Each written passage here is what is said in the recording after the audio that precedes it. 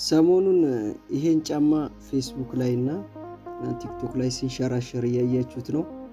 ስለዚህ ጫማ ታሪክ ብዙ ያልሰማችሁ ካላችሁ ተከታተሉኝ። አሰላሙ አለይኩም ወራህመቱላሂ ወበረካቱ። ሰላም ምርጦች እንዴት ሰላም ናችሁ? እንግዲህ ጠፍቻለሁ፣ ብቅ ብዬ አውርቼ አላቅም በባሉ ምክንያት። ዛሬ እንግዲህ ትልቅ ነገር፣ ደስ የሚል ነገር ነው። ይሄን ጫማ እዚህ ሀገር ሆነን ብዙ ልጆች እንደምንጠቀሙ ሁላችሁም ታውቃላችሁ። ይሄን ጫማ ታስታውሳላችሁ። እንግዲህ ለብሶ የሚያደግ ሰው ሊኖር ይችላል። በተለይ ወደ ስደት ስንሄድ በዚህ ጫማ እንሄዳለን።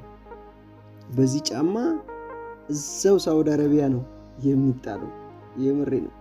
ይሄ ምንም አይነት መንገድ አይሰማም፣ ስራ ብሰሩበት የማይሰማ ጀግና ጫማ ነውና አንድ አባታችን ከአፋር ተንስቶ ሀጅ አድርጎበት ጉድ እየተባለ ነው። ለዚች ለጫማ የሚሆን ገንዘብ መቀየሪያ አጥቶ ብር ጎሎት ቀጥታ እሷን ለብሶ መካ ገባ እየተባለ ብዙ ነው የተወራው። እና ወደ አዲስ አበባ ሲመጡ እንቀበላቸዋለን፣ እነሱን አባታችንን ብዙ እርዳታ እናደርግላቸዋለን እየተባለ ነው። ግን እሱ ታሪክ አስመዝግቧል። ወደ መካ ለመጀመሪያ ጊዜ እቺ ጫማ ገብታለች። ሀገራችን እንደውም ኃይሌ ነው የምትባለው። ኃይሌን የማያውቅ የለም ብዬ አስባለሁ። ኃይሌ ማለት በቃ ኃይለኛ ጫማ ማለት ነው። ምንም ነገር አይሰማምና እኒህ አባታችን እንግዲህ 30 ፍየልና 3 ግመሎችን ሸጦ ለሀጅ ተመዝግቦ ለሁሉም ነገር ብር በቅቶት ለጫማይቱ ብር ሳይበቃው እንደ ሄደ እሷን ለብሶ በዚህ ሁለት ቀን እጅግ በጣም ፌመስ ስለሆነችው ስለዚህ ጫማ ጥቂት ልበላችሁ። እዚህ ጫማ ባለቤት እኒህ አባታችን ኢትዮጵያዊው የአፋሩ አርብቶ አደር አሊቢራህ መሐሙድ ይባላሉ። ታዲያ እኒህ አባት እድሜ ዘመናቸውን በሙሉ በአርብቶ አደርነት ነበረ ራሳቸውን ሲያስተዳድሩ ቤተሰቦቻቸውንም ሲያግዙ የነበሩት። ታዲያ የዘንድሮ የሀጅ ጥሪ ሲሰማ ክፍያውም ሲታወቅ እኒህ አባት ጉጉታቸው ምኞታቸው ሀጅ ማድረግ አረፋ ተራራ ላይ ቆሞ ለበይክ አላሁመ ለበይክ ማለት ነበርና በእድሜያቸው ያገኙትን ጥሪት እነዚህን 3 ግመሎችና 40 ፍየሎችን ሽጠው ለዚህ ሀጅ ምዝገባ ያደርጋሉ። ታዲያ ይህንን ሁሉ ሲያደርጉ እጃቸው ላይ የቀረ ድንቡሎ ሳንቲም አልነበረምና የሚቀይሩት ጫማ ያጣሉ። ታዲያ በአርብቶ አደርነት ህይወታቸው ስትካድማቸው የነበረች እጅግ በጣም ብዙ የአፋር በረሃዎችን አብራቸው ስትጓዝ የነበረች ይህች ጫማ እድል ቀንቷት ታሪካዊቷን ምድር ለመርገጥ በቃች። የአላህ ጥሪ ከደረሰና ልባችን ቀድሞ ለበይክ ካለ እንደዚህ ነው። የዱንያ ጉዳይ ብዙ ግድ ላይ ሰጠን ይችላል። እኒህ አባት ትልቅ ምሳሌ ናቸው። ያላቸውን ሀብት ንብረት በሙሉ ሽጠው የአላህን ጥሪ ለመመለስ ለበይክ ለማለት ሲሉ የሚቀይሩት ጫማ እንኳን ሳይኖር በዚህ ጫማ ባህር አቋርጠው መካና መዲናን ረግጠዋል። ታዲያ እኒህን ጀግና አባት የክብር አቀባበል ብናደርግላቸው ምን ይመስላችኋል? ሐጃቸውን ጨርሰው አላህ ይቀበላቸውና አዲስ አበባ ቦሌ አየር ማረፊያ ሲደርሱ የአራህማንን እንግዳ ከኢትዮጵያ ጫፍ አካባቢ አስነስታ ከታላቁ የኢትዮጵያ አየር መንገድ ድረስ አጓጉዛ ከዚያም ወደ ተቀደሰችው መዲና ከተማ አምጥታ ለተከታታይ 3 ቀን በተቀደሰው የነቢይ መስጂድ 5ቱንም ወቅት ሰላት አመላልሳለች።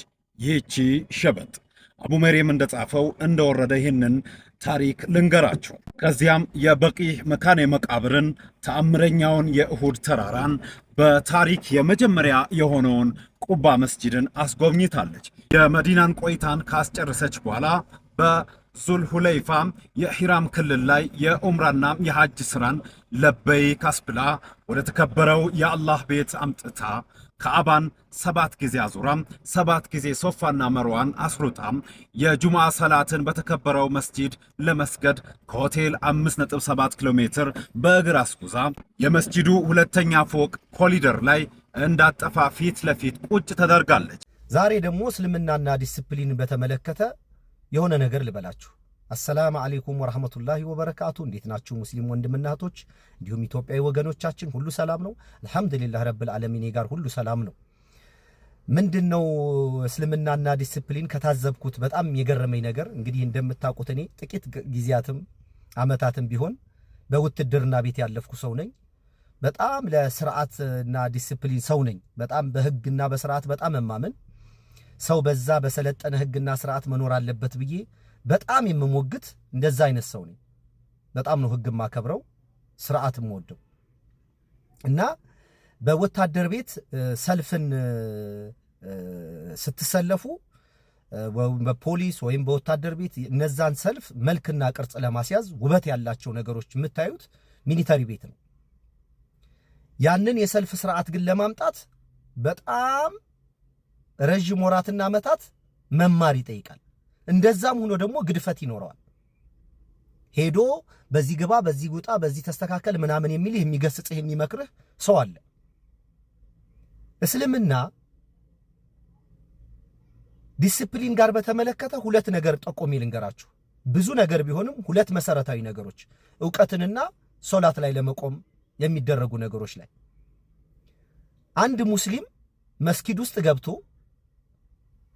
ቦታ ያዙ ተስተካከሉ ሲባል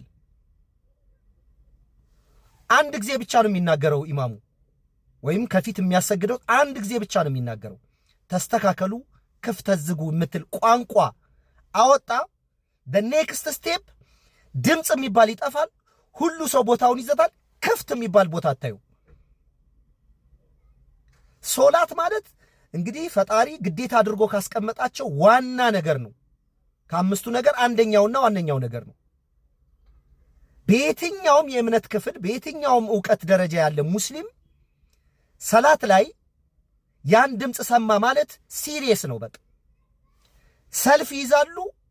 ክፍተት የሚባል ቦታ የለም። ድምጽ የሚባል ነገር አይሰማም። ይሄን በጣም ያስደመመኝና ያስገረመኝ መካ ላይ ወይም መዲና በሚሊዮን የሚቆጠር ህዝብ ያቺ ድምጽ ስትወጣ ሰልፉን ይዛል። ድምጽ የለም። ክፍት የሚባል ቦታ ነገር የለም። ለምን? የሚቆመው በአላህ ፊት ነዋ። ወደ ጎን ማየት የለም። ሌላ ማሰብ የለም። አለቀ። 4 ነጥብ። በአላህ ፊት ነው የቆምከው እስክትጨርስ ድረስ። አንድ ሙስሊም እስኪጨርስ ድረስ ሲሪየስ ነው። ከራሱና ከፈጣሪ ጋር ብቻ ነው የሚቆመው። ወደ ጎንም ወደ ላይም ወደ ታችም የማየት እድል የለህም። አንተና አንተ ከፈጣሪ ጋር ብቻና ብቻ። ተስተካከሉ፣ ክፍተት ዝጉ፣ 4 ነጥብ። በቃ በሆነ ሰከንድ ውስጥ እኮ ነው። ደቂቃ ምናምን እኮ አይደለም ብራዘርስ፣ በሰከንድ ውስጥ እኮ ነው። ጸጥ ይላል። ድምጽ የሚባል ነገር የለም። ክፍት ቦታ የለም። የተዛባ ሰልፍ የለም። ላኢላሃ ኢላላህ። እኔ እዚህ ኢትዮጵያ ውስጥ ትንንሾች ናቸው እያልኩ ነበር። መካ መዲና እንዴት ነው 5.1 ሚሊዮን ህዝብ በዛሽ ድምጽ በዛሽ ሰከንድ ውስጥ ነገር ሁሉ ይዘጋል። ጸጥ ረጭ። ሌላ በጣም የሚገርመኝ ነገር ዝም ብሎ አውቃለሁ ብሎ መቀባጠር አይቻልም። እርግጠኛ ሳትሆን በዛ በምታወራው ዕውቀት ላይ በምትመሰክረው ምስክርነት ላይ በምታስተምረው ትምህርት ላይ እርግጠኛ ሳትሆን መቀባጠር አይቻልም። አንድ የፈለገበት ደረጃ ላይ ያለ ሙስሊም ስትጠይቁት በሆነ ነገር ላይ ቀስቶት ማያ ከሆነ አላውቅም ነው የሚለው። ሌላ ሰውን ጠይቅ ነው የሚለው። ዝም ብሎ መቦጥረቅ የሚባል ነገር የለም። አሁን እኔ ከሆነ ኡስታዝ የሆነ ትምህርት ሰምቼ በዛ ነገር ላይ እርግጠኛ ሆኜ ከማውራት በፊት በነገሩ ላይ እርግጠኛ መሆን አለብኝ መጀመሪያ። እንግዲህ በትርጉም ስህተት የተሳሳተ ነገር አንድ ሙስሊም አወጣለሁ ብሎ የሚያስብ ከሆነ አይናገርም። ዝምታን ነው የሚመርጠው። እርግጠኛ ባልሆነበት ነገር ላይ ራሱ ስቶ ሰውን አያስትም። ምን አይነት ጥንቃቄ ነው! ምን አይነት ጥንቃቄ ነው! ምን አይነት አጃይብ ነው! ምን አይነት የሚገርም ነው! ይሄ እኮ በሁሉ ሙስሊም ላይ ነው እኮ የምታዩት። አላውቅም እስቲ ሌላ የሚያውቅ ሰውን ጠይቅ ይላል። የማወቅና የመስማት ፍላጎታቸው ደግሞ የትየለሌ ነው። ይሄኛ ማለት ነው። አሁን እኔ ራሴ ከየት አወጣለሁኝና በጣም እርግጠኛ ሳትሆን በሆነ ዕውቀት ላይ በጭራሽ አተነፍስም። በተለይ እነዚህ ትርጓሜዎች ላይ ሐዲስ ላይ ከቁርአን ውጭ ያሉትን ታሪኮች ላይ አንዳንድ ነገሮች ላይ የሚከለከሉ ማይከለከሉ የሚፈቀዱ ማይፈቀዱ በሆነ ነገር ላይ ሳታቅ አትቀባጥርም። በጣም ነው የገረመኝ። እኔ በጣም ነው የገረመኝ። እናንተስ ምን ትላላችሁ ወንድም እህቶቻችን ወይስ ኢትዮጵያዊ ወገኖቻችን? የእስልምና ነገር ቢወራ ማያልቅ በብዙ ስነ ስርዓት በብዙ ዲሲፕሊን በብዙ ጨዋነት የታጀበ የሚገርም ዲን ነው። አሰላሙ አለይኩም ወራህመቱላሂ ወበረካቱ። መልካም ቀን ይሁንላችሁ።